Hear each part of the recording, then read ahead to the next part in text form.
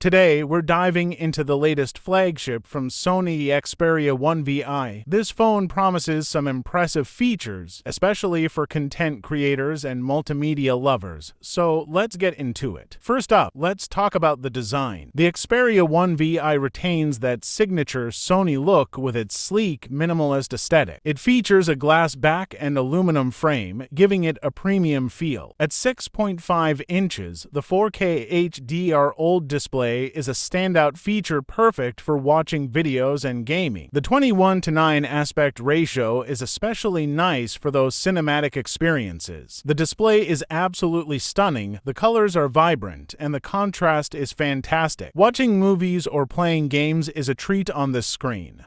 Plus, with a 120Hz refresh rate, everything feels smooth and responsive. Now, let's move on to one of the most exciting parts, the camera system. The Xperia 1VI comes equipped with a triple lens setup, including a 8MP main sensor, a 12MP ultra-wide, and a 12MP telephoto lens. The photo quality is impressive, especially in low light. And if you love video, the 4K recording capabilities are a game changer. You can shoot in 4K at 1:0 which is fantastic for slow motion shots. Under the hood, the Xperia 1VI packs a Snapdragon 8 Gen 2 processor with 12GB of RAM, making it a powerhouse for multitasking and gaming. I ran several demanding games and the performance was smooth without any noticeable lag. Plus, with 256GB of internal storage, you have plenty of space for all your apps and media. Software-wise, it runs on Android 13 with Sony's light custom UI. While it's relatively clean, you get some cool features tailored for creators, like manual camera, controls, and pro audio options. Battery life is solid too, with a 5000 mAh battery that easily lasts a full day with moderate use. And when it's time to recharge, you can do so quickly with the 3OW fast charging. So, is the Sony Xperia 1VI worth it? If you're a multimedia enthusiast or a content creator, this phone offers a lot of great features that can elevate your experience. However, it's not the most budget-friendly option, so it really comes down to what you value in a smartphone. Thanks for watching. If you enjoyed this review, don't forget to give it a thumbs up and subscribe for more tech content. Let me know in the comments what you think about the Xperia 1VI, or if there's another device you'd like me to review next. See you in the next video.